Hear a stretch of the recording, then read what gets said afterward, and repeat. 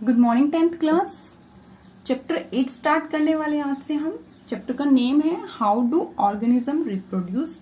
Organism में जो reproduction की प्रोसेस है वो कैसे हो रही है वो हम डिस्कस करेंगे इस चैप्टर में।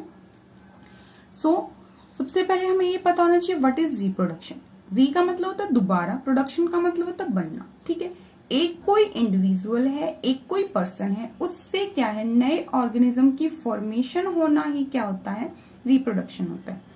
प्रोसेस क्या है रिप्रोडक्शन की? Reproduction is a process by which all organism multiplies in number and increases their population. ठीक है, अपना नंबर इंक्रीज करते हैं, मल्टीप्लाई होंगे, और इस प्रोसेस को ही हम क्या बोलते हैं, रिप्रोडक्शन बोलते हैं। अगर कोई स्पीसीज है, कोई ऑर्गेनिज्म है, वो रिप्रोड्यूस नहीं कर रहे तो उनकी जो स्पीसीज है इस अर्थ से क्या हो जाएगी, खत्म हो जाएगी। ठीक है, रिप्रोडक्शन में जनरली क्या होता है, देखो एक कोई सेल है, वो सेल क्या है, डिवाइड होके दो नई सेल की फॉर्मेशन कर लेगी। ठीक है, तो ये दो जो नई सेल बनी है ये कैसे बनी है, सेलुलर रिप्रोडक्शन से ही बनी है। कैसे बनी है, सेलुलर रिप्रोडक्शन से। ठीक है, सेल्स ने क्या किया, डिवाइड किया, और डिवाइड करने के बाद दो नई सेल्स की फॉर्मेशन कर ली। ये जो दो नई सेल्स बनेगी इनको क्या बोल देंगे हम, डॉटर सेल्स बोलते हैं। क्या बोलते हैं, डॉटर सेल्स बोलते हैं। ठीक है, तो रिप्रोडक्शन है जो किसी भी स्पीसीज के लिए बहुत जरूरी है। इस स्पीसीज इस अर्थ पे उस स्पीसीज के सर्वाइवल के लिए बहुत जरूरी है।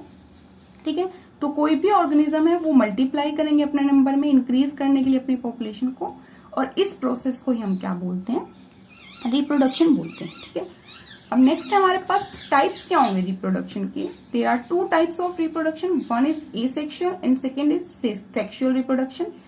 एसेक्सुअल रिप्रोडक्शन एक ऐसा मेथड है, ए का मतलब होता है सिंगल, तो एक ऐसा मेथड है रिप्रोडक्शन का जिसमें सिर्फ एक ही ऑर्गेनिज्म इन्वॉल्व रहेगा। ऐसा रिप्रोडक्शन का मेथड जहां पर सिर्फ एक ऑर्गेनिज्म इन्वॉल्व हो उसको क्या बोलते हैं, एसेक्सुअल रिप्रोडक्शन। ठीक है, अब इस रिप्रोडक्शन में क्या होता है, जो एक सिंगल ऑर्गेनिज्म है वो कैपेबल होता है रिप्रोड्यूस करने के लिए और अपनी स्पीसीज का नंबर इंक्रीज करने के लिए, अपनी पॉपुलेशन को इंक्रीज करने के लिए। ठीक है, एक सिंगल ऑर्गेनिज्म ही क्या कर सकता है, टू और मल्टीपल ऑर्गेनिज्म को प्रोड्यूस कर सकता है। तो एक सिंगल ऑर्गेनिज्म ही कैपेबल था, तो इसीलिए रिप्रोडक्शन क्या हुआ, एसेक्सुअल रिप्रोडक्शन हुआ। जो यूनिसेलुलर ऑर्गेनिजम्स है, स्मॉलर ऑर्गेनिजम्स हैं, लोअर ऑर्गेनिजम्स हैं, और कुछ मल्टीसेलुलर ऑर्गेनिजम्स में एसेक्सुअल रिप्रोडक्शन देखने को मिलता है। यूनिसेलुलर ऑर्गेनिजम्स में जैसे कि बैक्टीरिया हो गए हैं, फंजाई है, इन सब में क्या है, एसेक्सुअल रिप्रोडक्शन होगा, जहां पे एक सेल होती है वो क्या करेगी, डिवाइड करके दो नई सेल्स की फॉर्मेशन कर लेगी। ठीक है, कई बार क्या है, एक से ज्यादा, दो से ज्यादा सेल्स की भी फॉर्मेशन हो सकती है, तो दो से ज्यादा सेल्स की फॉर्मेशन भी हो रही है, तो वो भी क्या है, एसेक्सुअल रिप्रोडक्शन, जहां पे एक सिंगल ऑर्गेनिज्म ने ही दो या दो से ज्यादा सेल्स की फॉर्मेशन कर ली है। नेक्स्ट है sexual reproduction. Sexual reproduction it is a method of reproduction that involves, जिसमें दो ऑर्गेनिजम्स, एक मेल और एक फीमेल इन्वॉल्व हो, उस टाइप के रिप्रोडक्शन को क्या बोलते हैं, सेक्सुअल रिप्रोडक्शन बोला जाता है। ठीक है, सेक्सुअल रिप्रोडक्शन में क्या होगा, मेन जो सेक्सुअल रिप्रोडक्शन का एक्ट होता है वो क्या होता है, फॉर्मेशन ऑफ गैमीट्स। गैमीट्स क्या होती है, सेक्स सेल्स होती हैं, तो गैमीट्स की फॉर्मेशन होगी, मेल गैमीट की और फीमेल गैमीट की। ठीक है, मेल और फीमेल गैमीट की फॉर्मेशन होगी, इन गैमीट्स की फ्यूजन होगी, आपस में गैमीट मिलेंगे और नए ऑर्गेनिज्म की फॉर्मेशन हो जाएगी। ठीक है, चैप्टर में जब हम सेक्सुअल रिप्रोडक्शन डिटेल में डिस्कस करेंगे तो गैमीट्स के बारे में और डिटेल में पढ़ने वाले हैं। तो गैमीट्स की फॉर्मेशन होना सेक्सुअल रिप्रोडक्शन का मेन कैरेक्टर होगा। वेरिएशंस अराइज होती है सेक्सुअल रिप्रोडक्शन में। वेरिएशंस का मतलब क्या होता है, विभिन्नताएं। देखो, दो ऑर्गेनिज्म इन्वॉल्व हुए, दो पेरेंट इन्वॉल्व हुए, तो दोनों के कैरेक्टर मिक्स होंगे। ठीक है, दोनों के गैमीट फ्यूज होंगे ना, दोनों के गैमीट मिक्स होंगे, तो दो टाइप के गैमीट फ्यूज हो रहे हैं। एक गैमीट के पास, मान लो मेल के पास कुछ अलग कैरेक्टर थे, फीमेल के पास कुछ अलग कैरेक्टर थे, दोनों के कैरेक्टर मिक्स होंगे, तो क्या होगा, वेरिएशंस अराइज होंगी ना, विभिन्नताएं आएंगी। ऑन द अदर हैंड जो एसेक्सुअल रिप्रोडक्शन होगा वहां पे कोई वेरिएशंस अराइज नहीं होती। क्यों नहीं होती, क्योंकि वहां पे सिंगल ऑर्गेनिज्म ही क्या कर रहा है, नए ऑर्गेनिजम्स की फॉर्मेशन कर। तो सिंगल एक ऑर्गेनिज्म के जितने कैरेक्टर्स थे वो सारे क्या है, नेक्स्ट ऑर्गेनिजम्स में पास आउट हो गए, वहां पे तो कोई भी वेरिएशंस नहीं आई। बट सेक्सुअल रिप्रोडक्शन में as we know there are 2 parents involve, so क्या होगा, वेरिएशंस आने के चांसेस मोस्टली वहां पे होंगे ही होंगे। ठीक है, सेक्सुअल रिप्रोडक्शन जो हायर प्लांट्स है और हायर एनिमल्स है उन सबका ही कैरेक्टर होता है। नेक्स्ट है हमारे पास what is the basic event of reproduction. Main event क्या होगा रिप्रोडक्शन का, देखिए लास्ट ईयर हमने सेल बायो पढ़ा था।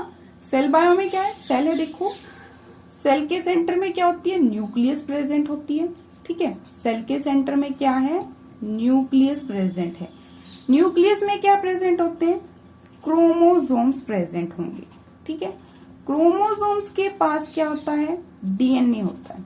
ठीक है, ये जो डीएनए है ये क्या करेगा, पेरेंट के जो भी कैरेक्टर होते हैं, ठीक है, पेरेंट से कैरेक्टर को लेके नेक्स्ट जनरेशन में पास करने का काम करता है। ठीक है, नेक्स्ट जनरेशन में कैरेक्टर्स को कौन पास करता है, डीएनए।